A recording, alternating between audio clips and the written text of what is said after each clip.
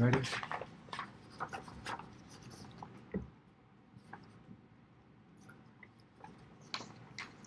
Good afternoon, everyone. I'm so sorry I'm late with this website for you. I've run into some technical details, but I should have got this out to you a couple of months ago. I need to make sure you're aware of some of the changes and how to use some of the upcoming forms. I hope you are reading the emails that you receive from TAR and TREC. They are keeping you informed on changes to forms in advance, so you are aware of what new forms are now required, like the one I am showing you now. This first came out in February, along with the forms for voluntary use until 5/15, when mandated use was required. And as usual, the constant in real estate has changed.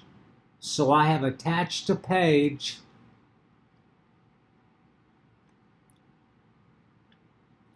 from the latest Texas Realtor magazine letting you know about some common TREC violations and that TREC might change some of the new TAR forms into TREC forms.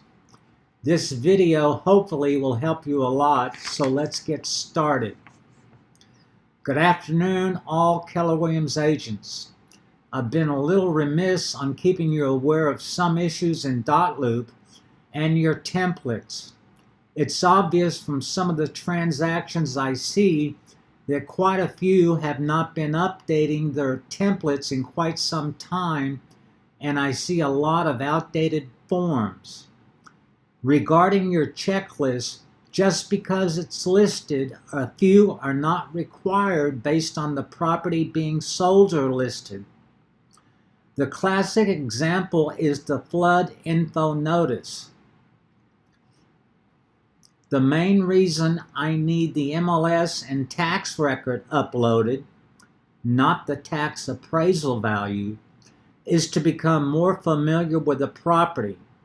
A lot of times I have a hard time verifying age, POA and fee, location to water, and any ag exemptions or MUDs. Now let me begin with the forms I'm going to show you.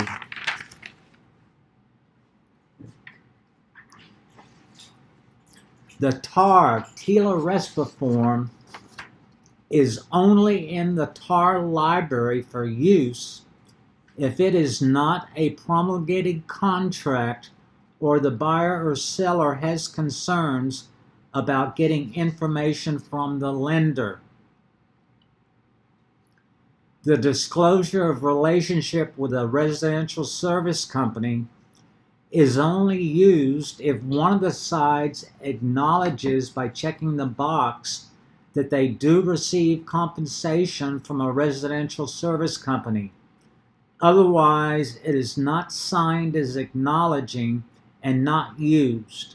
I am not aware Keller Williams Coastal Bend has any business relationships with any warranty companies. The notice to prospective buyer is only used if a promulgated contract is not used, as stated at the bottom of this page. I see this too often. The lead-based paint addendum must be given to the buyers purchasing a home built prior to 1978. I only care to see the completed lead-based addenda with D2 checked, but the pamphlet does need to be in your loop. Sorry, I left that addenda off the screen. The HUD, for your protection, get a home inspection. A little history. Since 2006, when HUD had only a 3% market share due to all the 80-20 loans, most of which were foreclosed on, so they dropped the requirement of being signed unless part of a HUD contract, dropped the FHA non-allowables, and reduce the required lender repairs on homes built after 1978 to be more competitive. This is a HUD form for FHA loans only, and TREC deems it a violation if used on a non-FHA loan. They deem it inappropriate use of a form, and I have seen a TREC penalty fine of $1,500 when used. The addendum for property in a propane gas service area. This is not used if the home has a propane tank. It is strictly for when a division, subdivision, or area has a central distribution building where there are propane lines to the homes directly and not the tanks. Rockport's CenterPoint Energy is probably one that is not a utility district like City Public Service. I am not aware of many in South Texas. Inspector information. This form is for buyers to acknowledge as to if they want to have an inspection done on the property. For those of you who think that just checking no is enough, the next form explains why not so in the least. Our KW request by buyer for waiver of inspection. This form has helped us fight off many attempted lawsuits. A buyer who does not want to have an inspection then finds many defects on the property will and has sued us, claiming that we did not fully explain how important the inspection was, and claims we violated our fiduciary to them. Expensive and time-consuming fighting off these lawyers. The underlined sentence I added several years ago for this reason. An agent of ours was asked by her buyer if the previous inspection, not too old, would save him some money. She stated that he was a good inspector and that she sometimes uses him and it should be all right. The result? We gave the buyer a $20,000 check for items missed on that inspector's report. I hope this sinks in very clearly. A needed CYA. The next form, the Keller-Williams BPO CMA, that I see a lot of times from non-updated templates, can get you in a lot of trouble as a TREC violation. Several years ago, they changed the rule from listing agents from should discuss to must provide the seller with a BPO CMA. The first form you received does not do that. I altered it as shown to show the agent's name on this second version to verify that the sellers acknowledges receiving the broker price opinion or comparative market analysis with the required TREC language at the top. Your template really needs this latest one. At our mandatory meeting in which the TREC chairman attended, she commented that the buyer should get at least the MLS generated appraisal or BPO CMA to prove the buyer agent showed value. This is not a TREC rule, but strongly revised, so it is now a KW Coastal Bend requirement. Remember that any doc not used can come back to bite you.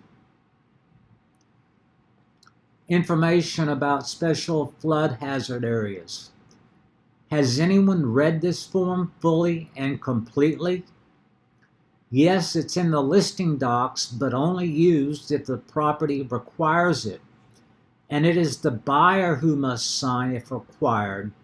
And if you are the listing agent, upload it into MLS Associated Docs blank, along with the seller disclosure if required for the buyer to sign. This is one of the areas I see too often. As you can tell on the last page, it doesn't say buyer and seller. I have already talked to TAR, and only the buyer needs to sign. The seller disclosure notice. It has a date of 2/1/18 on the bottom left when it became available. The form was changed by TAR to match the TREC revised form for all contracts that are executed as of 5/15/18. It doesn't matter when it might have been taken with a listing. It must be updated with the newer contracts that have that execution date or later. Good idea to look at your current listings to see if anything needs to be updated prior to receiving an offer. You don't scrutinize it, but you do look for completeness. Probably 80% of the ones I see are incomplete, or the seller is, shall we say, forgetful or not lying. Quite a few are lawsuits waiting to happen. Seller Shield is a great suggestion for a lot of sellers. I hardly ever see service providers listed on the last page. The one thing I do request when I look at these seller disclosures is if it is checked for flood info, that information is available. And if it's in an HOA, the mandatory fee is shown. The update to the seller disclosure notice. If the seller disclosure has a change in condition since signed, or your listing is back on market, this form can cover the obligation to disclose any changes or new information. Registration agreement between broker and owner. If you find a FSBO that a client of yours wants to buy and the seller is paying, this form is required. Could also be used when a landlord asks you to sell to their tenant. You need to check owner is paying and you represent seller only. It's when you get into claiming intermediary that all the rules change. Now we must have a complete listing and selling agreement as required by TREC in paragraph 2 of the intermediary notice.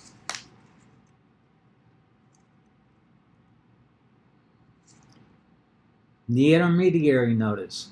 Here's paragraph B explaining what is required.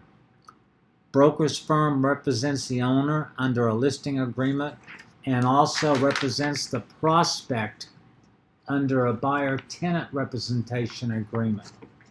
If the same agent has both sides, then will not appoint must be checked and the agent's name is not shown in the body. 9 out of 10 intermediate transactions I see are incorrect. Representation disclosure. If you are selling a FSBO and the buyer is paying, then this form, instead of the registration agreement, could be used to prove to TREC that disclosure has been given as to agency, and the commission requirement of who is paying can be stated in paragraph 11 that the buyer is paying the commission. The Keller-Williams acknowledgement of non-agency relationship. If you have a listing and the buyer does not care to be represented, or it's a FSBO very similar, then you need this form along with the IABS as proof. It sure helps avoid a future complaint or lawsuit. Do not give them all of our buyer required forms or the claim of actually representing can be claimed. Fraud warning. Now that TAR has a wire fraud warning, and it's also been added to the general information notice, quit using our Keller Williams form. Due to the language in the general info form, the seller needs to now sign this form also.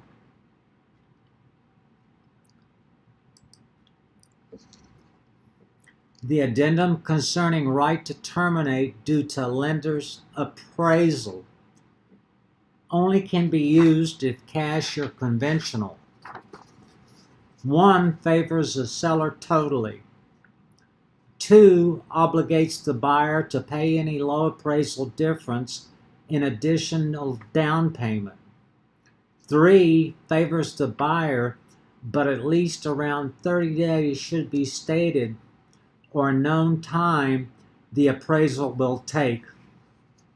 Okay, agents, these are the agents and forms that I needed to discuss with you. And if you have any questions, you can call me at 210-493-4265 or email me at hankb@kw.com. Congratulations on making Keller Williams Coastal Bend the top brokerage in the Coastal Bend.